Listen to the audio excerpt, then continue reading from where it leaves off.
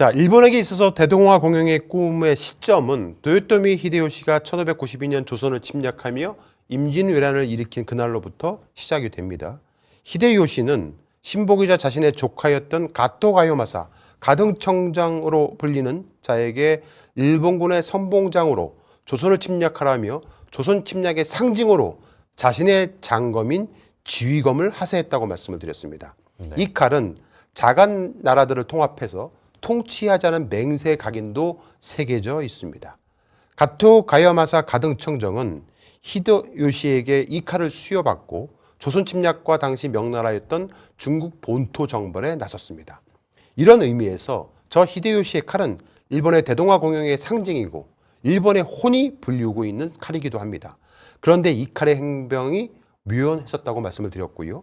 일본에서는 아무도 이 칼을 본 사람이 없었고 보관 중인 자도 없었다고 말씀을 드렸습니다. 그 이유가 바로 이 칼 히데요시 장검이 바로 우리나라에 있기 때문에 그렇습니다. 이 칼은 가등청정이 함경북도 길주에서 조선의 의병장 전문부에게 패해서 달아나다가 히데요시가 하사한 칼을 버리고 주랭랑을 쳤고 이를 우리 측에서 노획을 한 것입니다.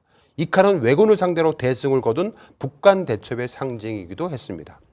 이 칼을 길주 출신의 의병 가문이 보관하고 있다가 민간단체인 정문부 동상건립위원회를 통해서 국내로 들어오게 된 겁니다. 당시 JTBC가 보도했던 뉴스 영상을 다시 한번 보시겠습니다. 더 전합니다. 임진왜란을 일으킨 장본인인 도요토미 히데요시가 최측근 왜군 장수에게 하사한 것으로 보이는 칼이 우리나라에 있는 것으로 확인됐습니다. 어떻게 우리 손에 들어오게 됐을까요? 정진우 기자의 단독 보도입니다. 임진왜란을 일으킨 도요토미 히데요시와 최측근 장수 가토 기요마사의 이름이 도들새김으로 새겨져 있습니다. 작은 나라들을 통합해 통치하자는 맹세 성격의 문장도 양각돼 있습니다. 손을 보호하는 칼의 앞부분에도 만세에 걸쳐 통치하자는 맹약이 새겨져 있습니다. 보통 칼은 아닐 것 같고. 네, 2019년 해당 보도가 나가자 일본은 발칵 뒤집혔습니다. 해당 일본의 혼인 히데요시 장검을 일본으로 가져가기 위해서 이때부터 정말 엄청난 노력을 했다고 합니다. 하지만 국내에서 이 칼을 보관 중인 곳은 순순히 일본에게 그 칼을 선뜻 내줄 생각이 없었겠지요. 일단 금전적 가치만으로도 천문학적인 금액이고 일본의 국보급인 이 칼을 아무런 대가 없이 줄 수는 없었기 때문에 그렇죠. 그렇습니다. 일본의 입장에서는 이 칼이 필요했습니다. 이 칼만 있으면 일본의 대동아 공영의 상징이 다시 일본으로 되돌아오는 것이고 그들의 혼이 되살아난다라고 믿고 있기 때문에 그렇습니다. 일본은 사활을 걸고 온 심려를 기울여서 이 칼을 일본으로 가져가기 위한 작업에 들어갑니다. 그동안 저희 열린과함TV는 김건희와 윤석열 부부에 대해 줄곧 무속적 주술 의혹을 제기를 해왔었는데요. 이들 부부는 일본의 주술을 이용해서 자신 부부의 안위를 답보받기 위해 타인을 희생하는 행위도 서슴지 않을 것이라는 첩보를 받고 취재하던 중에서 일본에서 주술을 할 때 사용하는 주구, 즉 주술적 도구로 사용하는 것이 매화라는 것을 알게 되었습니다. 매화? 예. 홍매화는 특히 잡귀를 내쫓거나 주문을 걸 때 사용하는 것으로 알려져 있는데 이 매화를 문장으로 사용하는 일본의 신흥 종교가 있습니다. 바로 천리교입니다. 천리교. 자, 김춘식이 일본 천리교단과 연결되어 있다는 첩보에서 시작된 저희 취재팀의 탐사 취재는 취재 중에 정말 놀라운 사실을 알게 되었는데요. 바로 그 일본 천리교 본부가 있는 덴니시에 덴니 대학교가 있는데 일본어로 덴니교라고 불리는 천리교가 그 학교를 지었다는 겁니다. 그 덴니 대학교에 일본의 국보가 있습니다. 일본의 국보가. 그런데 그 일본의 국보가 조선의 유물입니다. 바로 조선전기의 화가 안견의 산수화로 안평대군의 꿈에 도원에서 본 광경을 안견에서 말하며 그리게 한 몽유도원도입니다. 이 몽유도원도가 덴니대학 중앙도서관에 일본 중요 문화재로 지정되어서 보관 중에 있는 겁니다. 이 몽유도원도와 일본의 혼인 히데요시의 칼을 맞바꾸자는 제안을 일본을 대신해서 김충식이가 하고 나선 겁니다. 바로 윤석열, 김건희 부부를 통해 이 일을 해결하고자 했던 겁니다. 김충식은 우선 표면상으로는 몽유도원도보다 일본의 입장에서는 더 가치가 높은 히데요시의 칼을 일본으로 가져가기 위해서 몽유도원도를 우선 한국으로 가져오는 작업을 하게 됩니다. 저희 취재팀은 오랜 탐사 취재 끝에 김충식이 서울 충무로 세종호텔 1층 갤러리를 통째로 자신의 집무실로 사용하고 있는 첩보를 입수하게 되었고요. 그래서 김충식을 추적하다가 정말로 세종호텔의 나오고 있는 걸 보고 세종대 직원으로 위장을 해서 김춘식을 살펴보게 되었습니다. 그런데 어디서 많이 본 사람이 김춘식을 만나고 있는 거예요. 바로 저희가 알고 있었던 저 몽유도 온도와 도요토미 히데요시 칼의 관계자였던 거예요. 예. 그래서 저희가 직원으로 위장을 한 채 몰래 접근을 해서 무슨 말을 하는지를 찍어봤죠. 몰래카메라로. 네. 예. 근데 김충식이가 일본 황족 회의의 얘기를 합니다. 들어보시겠습니다.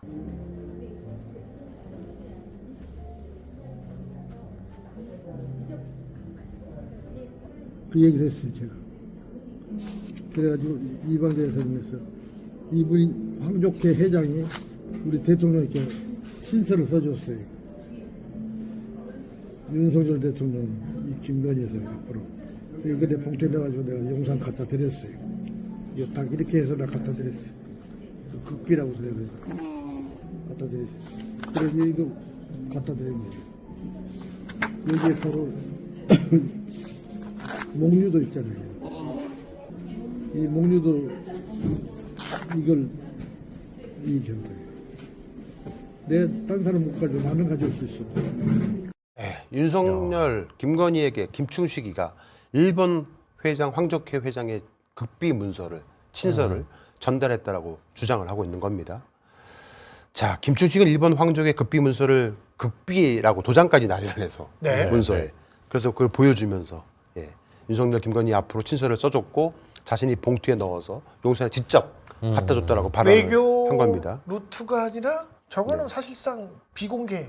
그렇죠. 네. 그렇죠. 와. 그게 말이 안 돼서 네. 그 국회에서도 그때 우리 김성환 의원이 네. 강하게 문제 제기를 했습니다. 네, 네, 외교부 네. 장관을 네. 불러서. 네. 자, 그래서 만약에 계엄에 네. 성공했다라면 정말 예. 이런 일이 벌어졌을 겁니다.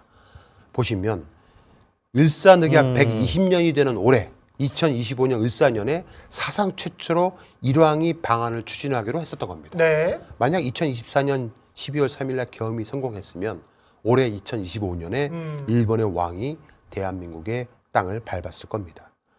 윤석열과 김건희가 꿈던 계엄이 성공적으로 이루어졌다면 그런 일이 바로 벌어졌을 것이다 라는 겁니다. 자, 문제는 이 몽유도 원도와 도요토미 히데요시 장관뿐만 아니라 또 다른 문화재에 대한 의혹을 가지고 일을 추진하다가 저희 열린공감TV 취재팀 레이더에 걸렸습니다. 네. 예. 일단 JTBC 보도 영상부터 보시겠습니다. 고려 때 만들어졌다 지금으로부터 600여 년 전 일본으로 넘어간 불상이 있습니다. 대법원의 결정으로 일본 대마도에 다시 반환됐습니다. 고려시대에 제작된 금동 관세음 보살 좌상은 원래는 부석사에 모셔졌던 불상입니다. 600여 년 전 왜구에 약탈당한 것으로 추정되는데 이후 1988년 부석사에서 돌려달라고 요청했지만 일본 사찰이 거절했습니다. 그러던 중 지난 2012년 국내 한 도굴단이 이 불상을 훔쳤고 처분하는 과정에 경찰에 적발됩니다. 하지만 지난 2023년 대법원이 일본의 소유권을 인정하면서 이번에 돌려주게 된 겁니다. 유리관에서 꺼낸 뒤 나무 상자에 쌓여 운송 차량으로 옮겨지는 불상. 신도들은 눈물을 훔치기도 했습니다.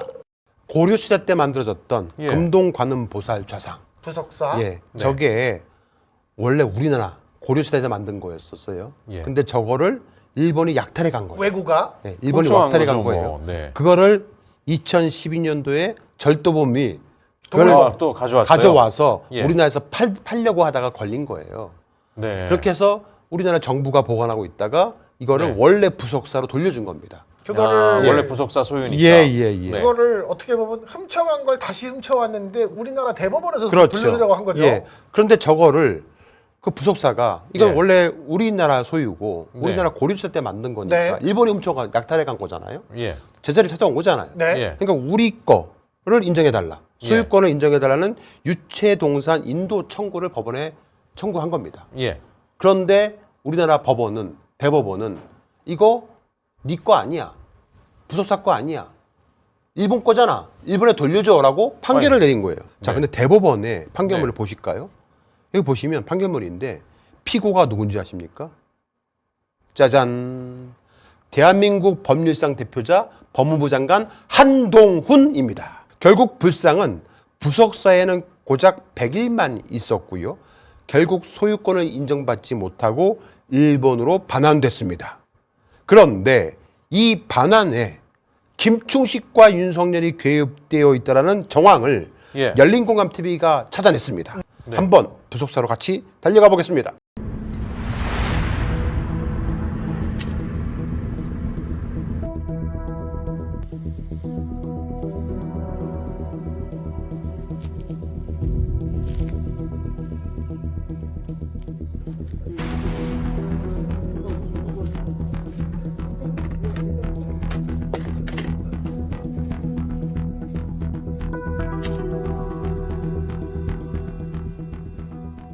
서산에 있는 부석사까지 찾아가서 네. 부석사 주주님을 찾아뵙고 자초지종을 물어봤어요. 인터뷰를 좀 예, 요청을 예. 하고, 그런데 열린공감TV라고 하니까 선뜻 인터뷰에 요청을 네. 받아주셨습니다. 예, 네, 네. 그런데 정말 충격적인 이름들이 그 주주님의 입에서 나왔습니다. 들어보시겠습니다. 윤석열 정부 들어서 예, 이제 예. 판결이 난 건데 예, 윤석열 정부 들어서 뭔가가 잘못됐어요. 예, 예. 저도 그렇게 네, 생각해요. 그래서 이제 이게 더 희한한 거는 그렇게 해서 이제 대법원으로 상고가 갔잖아요. 예, 예. 근데 재판부 배당을 받고 심리 착수한다고 하는 통보를 우리가 받고 한 달 만에 선고를 해버린 거예요. 그러니까 한 달 만에 네. 선고하고. 그래서 이제 이거 뭔가가 이거 진짜 우리 변호사도 대법원에서 이렇게 빨리 판결하는 게 이게 거의 자기도 처음 봤다는 그렇죠. 거예요. 아무리 빨라도 1년에서 2년 사이인데. 네. 내가 며칠 전 뉴스를 보면서 사람이 영향을 미칠 수 있겠다고 생각한 부분이 있어요. 며칠 전 뉴스를 보니까 네. 의대하고 정상용 검찰총장하고 김충식 씨하고 씨하고 만났다고 하는 예. 보도를 봤거든요. 그거를 보면서 이 사람이 범인일 수 있겠다라는 생각을 내가 했어요. 김충식 씨요? 네, 왜냐면 작년 봄부터 대통령실에서 우리 조계종하고 우리 부석사에 이 불상을 일본에 돌려줘야 된다고 엄청나게 압력을 가했거든요. 근데 그 배우에 김충식이가 있다는 얘기를 들었어요. 네네네, 맞습니다. 그럼 주주님의 이름에서 김충식이라는 이름이 나온 겁니다. 자, 문제는 1심 재판부. 예. 문재인 정부의 1심 재판부는 우리나라 게 맞다. 당연하죠. 당연하죠. 우리나라 고려시대 때 만든 거니까. 훔쳐간 걸 찾아온 예. 건데. 그래서 1심 재판부는 이겼어요, 부석사가. 네. 예. 근데 윤석열 정부 들어서 예. 2심 재판부에서 고등법원에서. 졌어요. 예. 졌어요. 근데 대법원에서 예. 보통 이 정도 사건이면 이게 알다시피 663이라고 해갖고 3개월 정도 걸리거나 예. 더 시간이 오래 걸릴 수 있거든요. 예. 이 정도 사건이. 그럼요. 1심, 2심 판결도 네. 달랐고. 그런데 이 조이대가 번개같이 야. 빠르게 결정해서 일본으로 빨리 보내줘. 돌려줘. 진짜 조이대 요시네 진짜로. 라고 조이대가 했는데 그 배후에 누가 있냐? 김충식이 있다는 거예요. 아. 열린공감TV가 그동안 보도했던 네. 김충식과 조이대와 정상명과 한덕수의 만남이 여기서부터 시작된 게 아닌가라고 추정해 볼 수 있는 그런 충격적인 발언을 한 겁니다.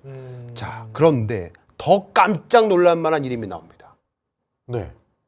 계속해서 주지스님의 이야기를 들어보겠습니다. 김충식이가 왜 그러면 이거를 우리한테 왜 이런 짓을 하냐. 이 사람은 우리하고 아는 사이도 아닌데 이 김충식이라는 사람이 몽여도원도를 환수하려고 한다는 거예요. 제가 진짜 있습니다. 몽여도원도가 우리로 말하면 일본 북부로 지정돼 있어요. 일본 정계에 이 김충식이가 이제 자기 친분이 있는 윤석열이한테 이제 통해서 일본 정계에 풀어달라고 이렇게 얘기를 한 모양이에요. 네네, 맞습니다. 그러니까 이제 그 사이에 주호영 의원도 개입이 되는 거고, 주호영 의원도 여기 왔었거든요. 그러니까 주호영 의원도 그 얘기를 하더라고요. 그래서 내가 에이, 난 100% 사기라고 생각한다. 김충식 씨 얘기를 합니까? 네. 주호영 의원이? 네, 얘기를 했거든요. 네. 참, 주호영이 나왔네요. 드디어 주호영이 나왔습니다. 주호영. 자, 주호영 누구냐? 대한민국 판사 출신 정치인입니다. 네. 판사 예, 출신. TK 쪽에 네. 아주 상당한 지분이 있는 양반이죠. 국민의힘 4대 원내대표를 역임을 했었고요. 내리 국민의힘에서 6선 국회의원이고 현재 전반기 국회 부의장을 하고 있고요. 국민의힘 선대 공동위원장입니다. 지난 대선에는 윤석열 선대위원장이기도 했었습니다. 그렇죠. 예. 자, 천원자가 개입이 되어 있는 거예요. 국회 부의장이. 네. 국회 부의장이라고 하면 지금 아까 얘기 나왔던 한일 의원 연맹에서도 상당한 어떤 지위에 있겠네요. 네. 네. 신명 예매 인증 릴레이 운동에 동참해 주시고요. 각각의 SNS를 통해서 다음 주 월요일부터 예매가 오픈이 되게 되면 네. 예매를 했다라고 이렇게 인증을 사진을 찍으셔가지고 올려주시면 될 듯 싶습니다. 혹시라도 본인들이 살고 계시는 지역이나 동네의 신명을 보고 싶은데 극장이 안 열어주고 있다 하면 전화를 하셔가지고 혹은 고객센터에 문의하셔가지고 꼭 좀 신명을 보고 싶다라고 간청을 해주시면 감사의 말씀 드리겠습니다. 자, 끝으로 다시 한번 저희 예고편 영상 보시고 오늘 방송 여기서 마치겠습니다. 오늘 두 분 수고하셨습니다. 하나, 네, 고맙습니다. 둘, 셋, 끝!